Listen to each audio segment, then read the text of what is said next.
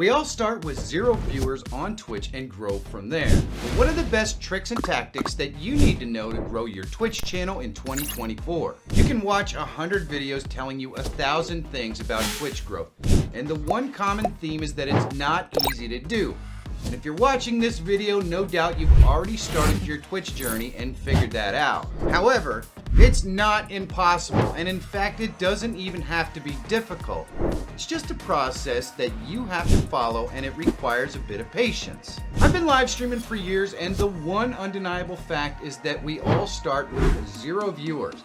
But through time and experience, I managed to grow and learn a lot. I want to share with you the most important things that I learned over all those years. So today, I want to tell you the 15 easy tips to help you grow your Twitch channel. So you know what? Let's get to it!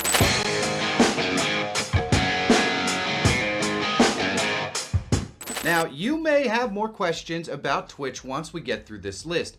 You can ask me those questions directly on my live stream any Wednesday night at 7 p.m. Eastern Standard Time, so why not stop by? I look forward to seeing you there. Number 1, expect 0 viewers on your first week. We all start out with 0 viewers, and that's the one thing that's the same for every streamer. That's okay though, because when you first start out, you're gonna struggle to control your stream, and things just won't work as expected. You won't be able to figure out how to see chat while you're playing, and worst of all, you're going to feel extremely uncomfortable trying to be entertaining, especially when no one's watching. Talking to yourself feels weird, and when you start out, you're going to be doing a lot of it. But being entertaining is your job as a streamer, so you need to practice it even when no one's watching. Number 2, use titles, tags, and categories. Twitch already has a poor discovery system, making it harder for people to find your stream. This means you have to at least use the tools provided to give yourself the best shot of being found. A creative title to attract people to what you're streaming goes a long way.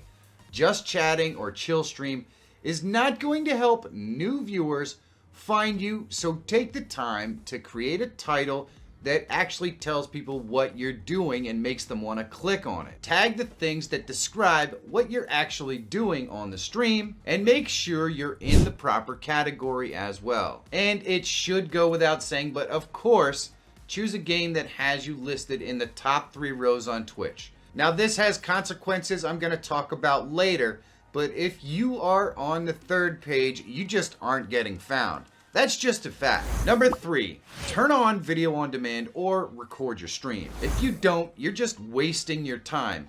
At the very least, once the stream is complete, you can use it to create videos and other content to populate your Twitch or YouTube channel and other social media. Because of the nature of Twitch discovery, that sort of promotion is going to be extremely important for your growth. Number 4, set up bios and Twitch panels. Your bio and Twitch panel tell potential viewers more about what you do on your channel. You should lay out the rules and tell the viewer a bit about yourself and what sort of content you're trying to serve. This, with the accompanied VODs, will help people decide if they want to come back and watch your live stream. Number 5, create all new branded social media. You want to do this for privacy, but also for consistency. Your Twitch channel is a brand now, and the other social media that promotes it needs to have the same brand name and style. That means just using your personal social media pages isn't going to work, and worse yet, it could lead to you getting doxxed and harassed. For your own security and the future of your brand health, just create new accounts. It's easy to do, and it doesn't cost anything. Set up Twitch auto moderation. When you go live the first time, you won't have any moderators.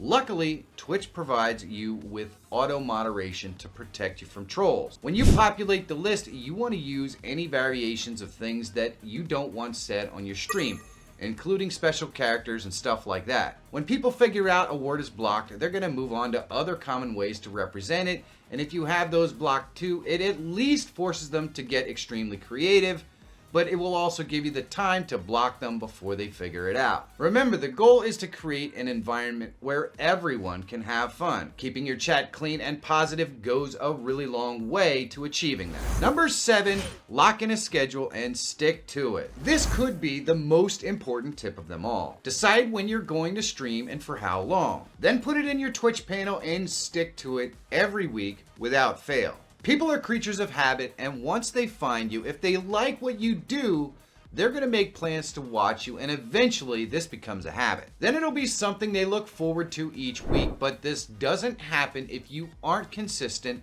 every single week without fail. I know this makes streaming sound like a job, but newsflash, streaming is like a job. You're providing an audience with entertainment, and just like a TV show, you need a schedule that they can count on to bring them back over and over again. Take the time to get to know your streaming tools like Prism Live Studio or OBS. There are thousands of videos on OBS or any other program that you're streaming like Prism Live Studio on YouTube, including hundreds on this channel right here. And they're all free, so there's no reason not to get more knowledgeable about how these programs work so you can get the most out of them. You're going to want to learn what the different settings do, how to add transitions and overlays and alerts, and any plugins that you may want to use at the very least. Knowing how this stuff works is going to help when things go wrong on your stream, and things will go wrong. They always do. Number 9, create a visually appealing stream. Create overlays, custom transitions, and custom alerts that line up with your style and the content that you're trying to live stream. This is what makes the stream look professional to anyone who may actually find you. All these things are going to evolve and get better over time, but you have to start somewhere. They don't need to be anything fancy, but simple overlays and transitions are easy to create,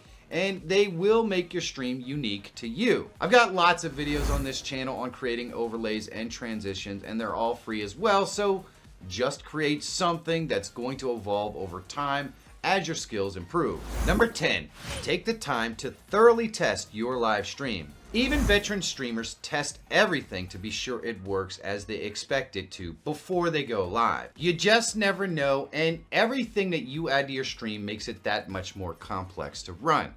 And the practice of actually testing your stream gives you practice, and it doesn't hurt either. Now, I did a video on testing a stream on YouTube that runs through a checklist to show you how to test, but also what to test and how to fix things that may not work right. There's a link in the description so you can check it out. Number 11, if your computer or connection just won't stream, create YouTube content. Not everyone starts out with amazing equipment or an awesome internet connection. If you just can't get enough bandwidth on your connection to create a quality stream, or your computer just won't capture and encode the game with enough quality to stream, all is not lost. You could still create content that gets your vision out there, just not live. Pre-recorded content is actually not as hard as you would think, and if you are creative about making a narrative around your game footage, you can grow a lot faster using it than you might grow live. Now, you're gonna need to learn a bit of editing, but to find success as a streamer, you're gonna need to figure out how to do that anyways, and the work will pay off when you can upgrade your equipment to stream, because you already have a built-in audience. Number 12, watch your VODs back. A live streamer is an entertainer. Entertainers need to evaluate their performance to know what works and what doesn't. To do that, you're gonna have to watch back your VODs. And if it's painful for you to do this, then why would an audience do it? Seriously. If you can't sit through them, then you certainly can't ask an audience to do it. Sure, in the beginning, it's gonna suck, because you suck. We all suck when we first start out, but we can't get better without watching and evaluating what we're actually doing. When you do this, you're gonna find a low energy stuff that's gonna look bad, but it will also help you understand where you have to be to create high energy content. You're also gonna find sections that are really fun and entertaining that you can take note of and use over and over. And of course, you're gonna find stuff that you're going to think, I better never do that again. You will get better a lot faster when you watch your VODs back and see what you are actually doing on stream instead of what you think you're doing. Believe me, those two things can sometimes be very different, and it's a part of getting better at your craft. Spend some time planning out your content.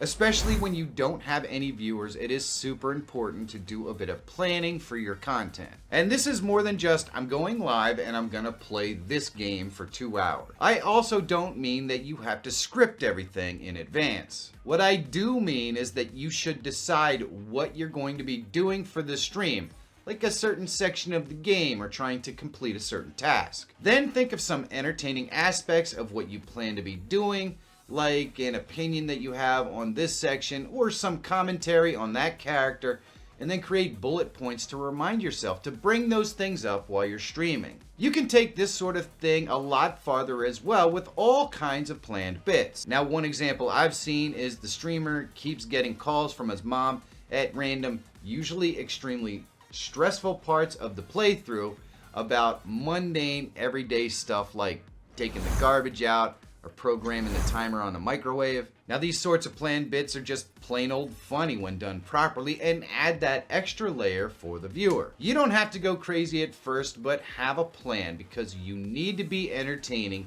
even when no one's watching. You know what they say, if you don't practice the way you're going to play in the game, you're not going to do it in the game either. When no one's watching, it's practice, and it still has to be entertaining. Number 14, pick a niche and stick with it. This one's gonna disappoint some people, and I get that. And it's especially hard because you have to pick something that you're going to be listed in the top 3 rows on Twitch. But when you are new, you cannot be a variety streamer, and the reason is simple. Your first viewers are gonna find you because of what you're playing, and they're gonna come back to see you playing that, not something else. It takes a long time to craft a relationship with your audience, and once you do that, then you can be a variety streamer. Until then, they're coming to see the game and not you. It will become pretty obvious when you develop enough of an audience coming to hang out with you to be able to stream something else. But it will be quite a while. So pick wisely, knowing that whatever you pick is what you're going to be expected to be playing for quite some time. Number 15, don't overthink it and make it harder than it is. Just produce content. I know a lot of these tips seem like a lot to digest, but I don't want you to overthink it. When you first start out, there won't be anyone watching anyways. So look at this as an opportunity to build your stream, practice and evaluate your performance, and of course, have fun. Put all the tips together in the most basic sense and push the go live button and practice, practice, practice.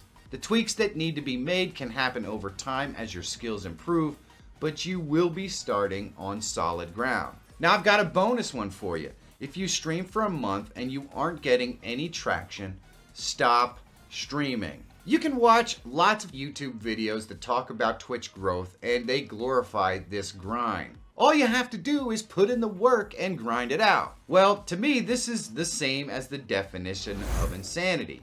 You know, doing the same thing over and over again and expecting a different result. Now, there is no question that success on Twitch or any other platform is a marathon and not a sprint. It takes a long time to build an audience. However, after a month, you should have a few folks who stop by regularly to at least say hi, and you should be growing. Now, I'm not talking 20 a day or anything, but at least a few a week. If you aren't seeing that, then stop streaming. Reevaluate what you're doing. Just grinding it out isn't going to fix it. If what you're doing isn't having any good results, stop doing it. More grinding the same thing over and over again isn't going to work. You are watching your own VODs back and evaluating your performances though, right? If you are, then this should never happen to you. Is there something I missed here on this list?